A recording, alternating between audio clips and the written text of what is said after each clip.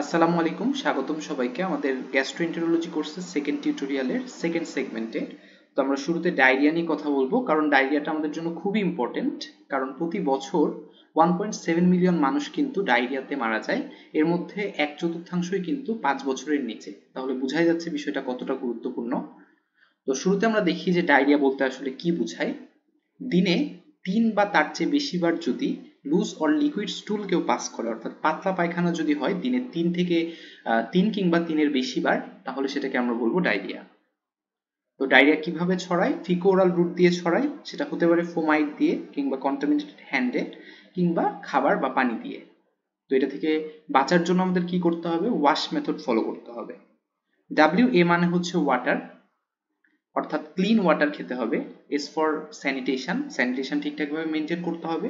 এবং H for hygiene, hygiene ঠিকঠাকভাবে maintain করতে হবে। তো ডায়রিয়াকে আমরা দুইটা ভাগে ভাগ করি। 2 সপ্তাহের কম সময় যদি কারো ডায়রিয়া থাকে সেটাকে আমরা বলি অ্যাকিউট ডায়রিয়া, এবং 4 সপ্তাহের বেশি সময় থাকলে সেটাকে আমরা বলি ক্রনিক ডায়রিয়া।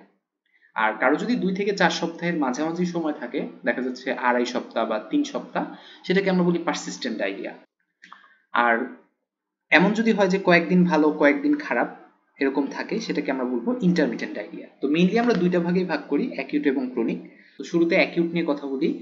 অ্যাকিউটের কজ এই চার্টে দেখা যাচ্ছে। তো আমি এখানে সবকিছু বলবো না, আমরা চার্টটা মুখস্থ করে ফেলতে পারি বা পড়তে পারি।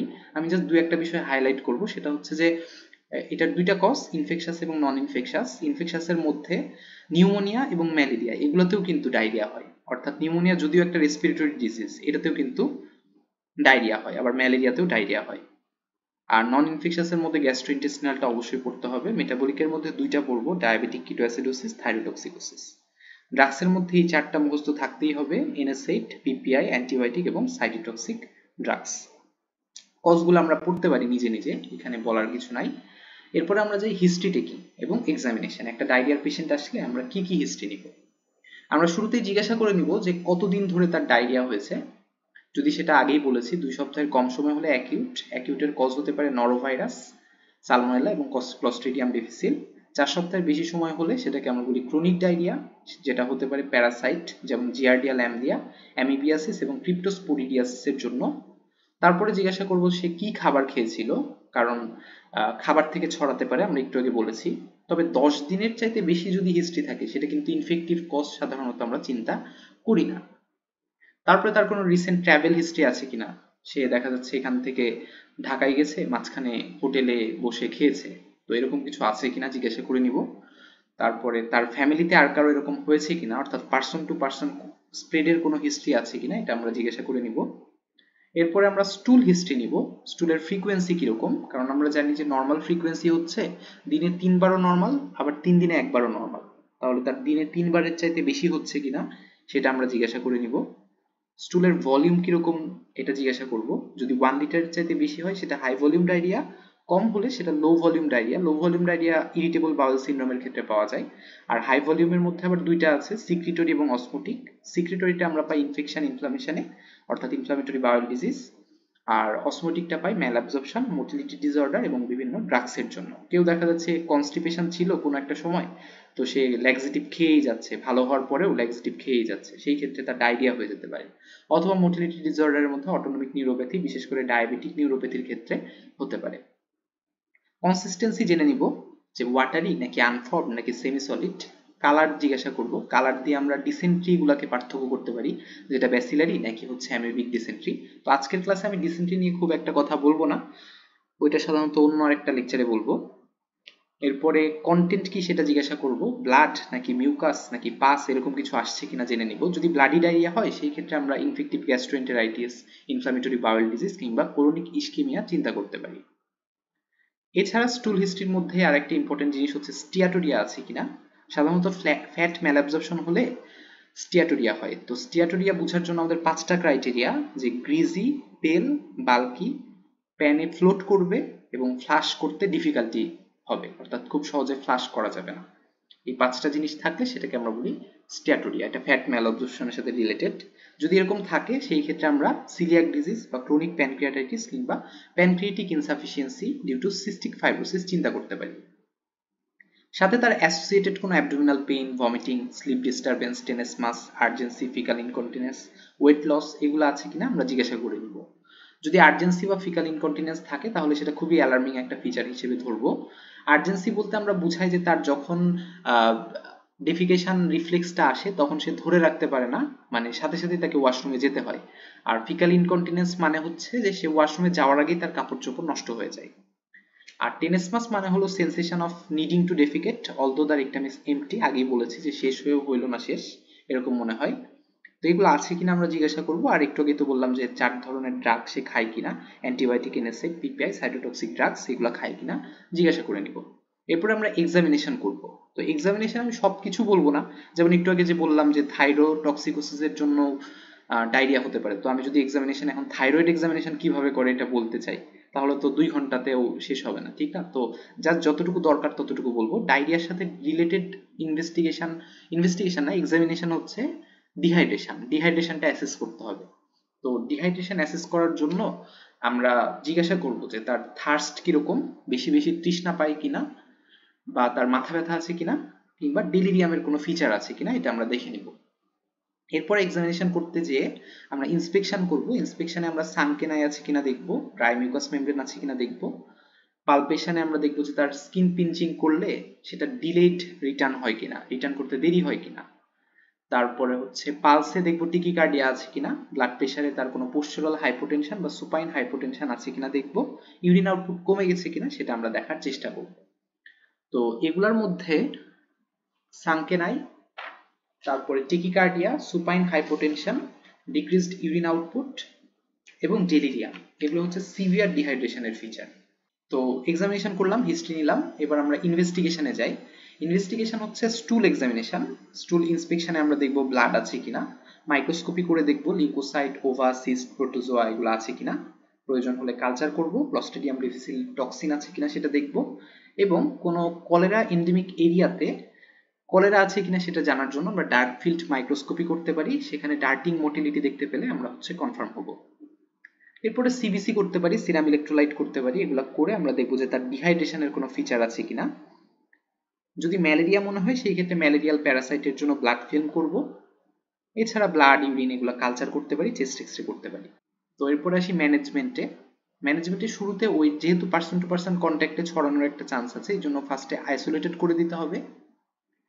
এরপরে কিছু পাবলিক হেলথ মেজার নিতে হবে, যেহেতু খাবার দাবারের মাধ্যমে ছড়াতে পারে এরকম কোনো যদি আমরা ইতিহাস পাই, সেই ক্ষেত্রে কোনো একটা হোটেল থেকে যদি ছড়ায় তাহলে তার এগেনস্টে ব্যবস্থা নিতে হবে, অর্থাৎ পাবলিক হেলথের কিছু সহযোগিতা আমাদের লাগবে। এরপর আমরা ফ্লুইড রিপ্লেসমেন্ট করব। ফ্লুইড রিপ্লেসমেন্টের জন্য আমার কাছে আসার আগে তার যে ডেফিসিটটা হয়েছে সেটাও রিপ্লেস করতে হবে, এখন সে যে ওয়াশরুমে যাবে বারবার সেই অনগোয়িং লসটাকেও রিপ্লেস করতে হবে, এবং তার যে নর্মাল ডেইলি রিকোয়ারমেন্ট থাকে সেটাকেও কিন্তু রিপ্লেস করতে হবে। তো আমার কাছে আসার আগে তার আগে বলি ফ্লুইড রিপ্লেসমেন্টের জন্য আমরা কি দিব। আমরা এমন কিছু দিব যেখানে ফ্লুইড ইলেকট্রোলাইটের সাথে সুগারও থাকে, অর্থাৎ এনার্জির একটা সোর্স থাকে, কারণ আমাদের যেই অ্যাবজর্পশন সেটা কিন্তু এনার্জি রিকোয়ারিং প্রসেস, তাহলে তাকে এনার্জির একটা সোর্স কিন্তু দিতে হবে। এই জন্য আমাদের যেই ওআরএস বা যে ফ্লুইডগুলো সেখানে কিন্তু এনার্জির একটা সোর্স থাকে। আর আরেকটা বিষয় হচ্ছে ওআরএস কিন্তু আইভির মতো একই রকম ইউজফুল, মানে এমন না যে আইভি দিলে বেশি ভালো, এরকম কিছু না, ওআরএস মুখে খেতে পারলে সেটাই ভালো। আর আইভি কাদেরকে দিব, যারা খুবই অসুস্থ, ভেরি সিক, কিংবা যাদের দেখা যাচ্ছে কোনো কার্ডিয়াক ডিজিজ আছে বা সেন্ট্রাল ভেনাস প্রেশার মনিটরিং করতে হচ্ছে, তাকে তো আর বেশি বেশি পানি খাওয়াতে পারবো না, বা তাকে তো আর হচ্ছে ওআরএস খাওয়াতে পারবো না, বা যার ইউরিন আউটপুট মনিটরিং করা লাগে, রেনাল ডিজিজ আছে, এরকম পেশেন্টদেরকে আমরা আইভি ফ্লুইড দিব। তো এস্টাবলিশ ডেফিসিট বলতে আমরা কি বুঝাচ্ছি, আমার কাছে আসার আগে কতটুকু ডেফিসিট হয়েছে আমি কিভাবে বুঝবো, এটা একটু অ্যাজিউম করে নিতে হবে যে একদিনে যদি 6 থেকে 10 বার সে ওয়াশরুমে যায়, বলা হচ্ছে যে একবার ওয়াশরুমে গেলে 200 ml করে ফ্লুইড লস হয়, তাহলে 6 থেকে 10 বার গেলে কতটুকু হবে, 1.2 থেকে 2 লিটার। এরকম যদি সে দুই দিন ধরে ডায়রিয়া হচ্ছে বলে, তাহলে তার নিশ্চয়ই 2 থেকে 4 লিটার ফ্লুইড অলরেডি লস হয়ে গেছে। তো সেটা মাথায় রেখে আমাদেরকে ওই ডেফিসিটটা পূরণ করতে হবে। তো এই ক্ষেত্রে রেকমেন্ডেশন হচ্ছে আমার কাছে আসার সাথে সাথে 2 থেকে 4 ঘন্টার মধ্যে আমি কিন্তু 1 থেকে 1.5 লিটার ফ্লুইড দিয়ে দিব, সেটা হতে পারে ওরাল অথবা আইভি। 2 থেকে 4 ঘন্টার মধ্যে 1 থেকে 1.5 লিটার ফ্লুইড আমাকে দিয়ে দিতে হবে। এরপরে অনগোয়িং লস প্রিভেন্ট করার জন্য সে যতবার ওয়াশরুমে যাবে ততবারই 200 ml করে ফ্লুইড তাকে দিতে হবে। তো যদিও বইতে লেখা আছে যে এক একটা স্যাশেতে মানে এক একটা স্যালাইনের স্যাশেতে নাকি 200 ml করেই থাকে, তার মানে এক প্যাকেট খেয়ে নিলেই হবে, কিন্তু আমাদের দেশে এটা কিনা আমি শিওর না, এটা একটু কনফার্ম হতে হবে। আর আমাদের দেশে সাধারণত মনে হয় 500 ml, তো এটা একটু শিওর হওয়া প্রয়োজন। আর আরেকটা ব্যাপার হচ্ছে যে replacement of normal daily requirement, এমনিতে ডেইলি রিকোয়ারমেন্ট একটা মানুষের কত থাকে 1 থেকে 1.5 লিটার, তবে কারো যদি ফিভার থাকে বা হট ক্লাইমেট যদি থাকে সেই ক্ষেত্রে কিন্তু এই রিকোয়ারমেন্ট আর একটু বেড়ে যাবে। এরপরে অনেকে বলতে পারে যে যেহেতু এটা ইনফেক্টিভ কজ আছে তাহলে অবশ্যই অ্যান্টিবায়োটিক আমি দিয়ে দিব, কিন্তু আসলে অ্যান্টিমাইক্রোবিয়াল এজেন্টের এই ক্ষেত্রে খুব একটা রোল নাই, বরঞ্চ রেজিস্ট্যান্স বা সাইড এফেক্ট হওয়ার চান্স আরো বেড়ে যায়। তো অ্যান্টিমাইক্রোবিয়াল এজেন্ট না দেওয়াই ভালো বা আমরা দিব না। আবার দেখা যাচ্ছে কারো যদি এন্টেরো হেমোরেজিক ইকোলাই থাকে সেই ক্ষেত্রে এটা দিলে আরো খারাপ হয়ে যাবে, বেশি বেশি টক্সিন রিলিজ হয়ে হেমোলাইটিক ইউরেমিক সিনড্রোম পর্যন্ত হয়ে যেতে পারে। তো অবশ্যই অ্যান্টিমাইক্রোবিয়াল এজেন্টটা অ্যাভয়েড করার চেষ্টা করব। তবে কিছু ক্ষেত্রে অবশ্যই দিতে হবে, যেমন দেখা যাচ্ছে কারো যদি সিস্টেমিক ইনভলভমেন্ট হয়ে যায় অর্থাৎ ব্লাডে যদি ব্যাকটেরিয়া চলে যায় সেই ক্ষেত্রে দিতে হবে, অথবা ইমিউনো কম্প্রোমাইজড পেশেন্ট যদি থাকে কিংবা সিগনিফিকেন্ট কোনো কোমরবিডিটি যদি থাকে সেই ক্ষেত্রে দিতে হবে। অথবা কিছু ক্ষেত্রে অ্যান্টিবায়োটিক ভালো কাজ করে, যেমন এটা যদি শিগেলা ডিসেন্ট্রি হয় সেই ক্ষেত্রে, যদিও আমরা আজকে ডিসেন্ট্রি পড়ছি না। এছাড়া যদি কারো ইনভেসিভ সালমোনেলোসিস হয় সেই ক্ষেত্রেও কিন্তু আমরা অ্যান্টিমাইক্রোবিয়াল এজেন্ট দিতে পারি, তবে জেনারেলি এটা নট রেকমেন্ডেড। আর বিভিন্ন অ্যান্টি ডায়রিয়াল বা anti motility anti secretory drugs আছে, এগুলো আসলে দেওয়া হয় না বা এগুলা দেওয়াতে রেকমেন্ডেশন নাই। যদি এগুলো দেওয়া হয় চিলড্রেনের ক্ষেত্রে বিশেষ করে ইন্টুসাসেপশনের একটা রিস্ক থেকে যায়, তো এগুলো অ্যাভয়েড করাই ভালো। আবার দেখা যাচ্ছে অ্যান্টি সিক্রিটরি যেসব এজেন্ট আছে বিসমাথ বা ক্লোরপ্রোমাজিন, সেগুলো কিন্তু স্টুলকে বাল্কি করতে পারে ঠিক আছে, কিন্তু ফ্লুইড লসকে কিন্তু প্রিভেন্ট করতে পারে না। তাহলে ফ্লুইড লস প্রিভেন্ট না করলে তো আমার কোনো লাভ নাই, আর উল্টা তারা আবার সিডেশন করে ফেলে, তো এটা না দেওয়াই ভালো। আর অনেকে বলে যে বিভিন্ন অ্যাডজর্ভেন্ট আছে যেমন কেউলিন, চারকোল, এগুলো দিলে নাকি ভালো কাজ করে, আসলে এগুলো খুব একটা কাজ করে না, লিটল ইফেক্ট। তো এতক্ষণ আমরা বিশেষ করে অ্যাকিউট ডায়রিয়া সম্পর্কে আলোচনা করলাম, এখন একটু ক্রনিক ডায়রিয়া সম্পর্কে আলোচনা করি। ক্রনিক ডায়রিয়াকে আমরা মেইনলি তিনটা ভাগে ভাগ করি: স্মল বাউল ডায়রিয়া, কোলোনিক ডায়রিয়া এবং ম্যালঅ্যাবজর্পশন, ডায়রিয়া ডিউ টু ম্যালঅ্যাবজর্পশন। তো এই চার্ট দেখে ভয় পাওয়ার কিছু না, এটা খুব ভালো একটা চার্ট আমার মনে হয়েছে। যে স্মল বাউল ডায়রিয়া যদি হয়, বিভিন্ন স্মল বাউলের ডিজিজ থাকতে পারে, তখন আমরা কি ইনভেস্টিগেশন করব। তার আগে বলে ফেলি যে স্মল বাউলই যেহেতু অ্যাবজর্পশনের একটা জায়গা, তো এখানে যদি অ্যাবজর্পশন না হয় বা কোনো প্যাথোলজি থাকে তাহলে যে স্টুলটা ফর্ম হবে সেটা কিন্তু লার্জ ভলিউম স্টুল এবং ওয়াটারি স্টুল হবে, যে কিছুই অ্যাবজর্পশন হয়নি সবই বের হয়ে যাচ্ছে, তার মানে লার্জ ভলিউম হবে, ঠিক না? এবং ব্লটিং হবে, ক্র্যাম্পিং, মিড অ্যাবডোমিনাল পেইন হবে। তো যাই হোক, স্মল বাউলের প্যাথোলজি আইডেন্টিফাই করার জন্য আমরা কি কি ইনভেস্টিগেশন করব? প্রথমে স্টুল ভলিউম চেক করে নিব, যেহেতু এটা লার্জ ভলিউম হলে আমি ধরে নিব যে অবশ্যই স্মল বাউলের প্যাথোলজি। তারপরে আমি ক্রনস ডিজিজের জন্য অর্থাৎ ইনফ্লামেটরি বাউল ডিজিজের জন্য ফিকাল ক্যালপ্রোটেক্টিন টেস্ট করতে পারি, কারণ গতদিনই আমরা পড়েছিলাম যে মিউকোসাল ইনফ্লামেশনের জন্য আমরা কি টেস্ট করি? ফিকাল ক্যালপ্রোটেক্টিন। এছাড়া স্মল বাউলের প্যাথোলজি জানার জন্য আমরা এমআরআইও করতে পারি কিংবা বেরিয়াম ফলো থ্রো করতে পারি।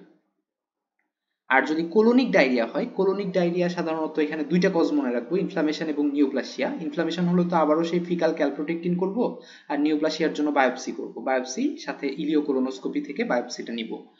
আর ফিচার কিরকম হবে আমরা দেখতেই পাচ্ছি, ব্লাড এন্ড মিউকাস থাকবে স্টুলে এবং ক্র্যাম্পিং, লোয়ার অ্যাবডোমিনাল পেইন থাকবে। আর যদি ম্যাল অ্যাবজর্পশনের জন্য হয়, অ্যাবজর্পশনে হেল্প করে কে? স্মল ইন্টেস্টাইন এবং প্যানক্রিয়াস, ঠিক না? প্যানক্রিয়াটিক এনজাইম তো আমাদের হেল্প করে অ্যাবজর্পশনে। তাহলে এগুলোতে যদি কোনো প্যাথোলজি থাকে তাহলে ম্যাল অ্যাবজর্পশন হবে। ম্যাল অ্যাবজর্পশন দেখা যাচ্ছে ফ্যাট ম্যাল অ্যাবজর্পশন হলে আমরা আগেই পড়েছি স্টিয়াটোরিয়া হবে। তারপরে খাবার অ্যাবজর্পশন না হলে আনডাইজেস্টেড ফুড কিন্তু স্টুলে আমরা পাবো এবং ওয়েট লস হবে, ওজন কমতে থাকবে। তো এই ক্ষেত্রে আমরা কি কি টেস্ট করব? প্যানক্রিয়াসের জন্য আমরা ফিকাল ইলাস্টেস টেস্ট করব, কারণ গতদিন আমরা পড়েছিলাম যে প্যানক্রিয়াটিক এক্সোক্রাইন ফাংশন চেক করার জন্য কিন্তু ফিকাল ইলাস্টেস টেস্ট করা হয়। এছাড়া ম্যাগনেটিক রেজোনেন্স কোলাঞ্জিও প্যানক্রিয়াটোগ্রাফি করতে পারি। আর স্মল বাউলের প্যাথোলজি আইডেন্টিফাই করার জন্য আল্ট্রাসোনো, সিটি এগুলো তো করতেই পারি, সাথে স্মল বাউলের বায়োপসি নিতে পারি বা এমআরআই করতে পারি কিংবা বেরিয়াম ফলো থ্রু করতে পারি। তো এগুলো হচ্ছে ক্রনিক ডায়রিয়া সম্পর্কে কথাবার্তা। তো এই চ্যাপ্টারে গ্যাস্ট্রোএন্টেরোলজিতে আসলে এত ডিটেলসে ছিল না, এখানে কিছু ইনক্লুশন আছে ইনফেকশাস ডিজিজের চ্যাপ্টার থেকে, তো এখানে আমরা রিপিট করব না, আমরা পুরো ডায়রিয়াটাকে একসাথে এখানে ডিসকাস করার চেষ্টা করেছি, জাস্ট ডিসেন্ট্রি পোর্শনটা আমরা অন্য কোনো ক্লাসে আলোচনা করব।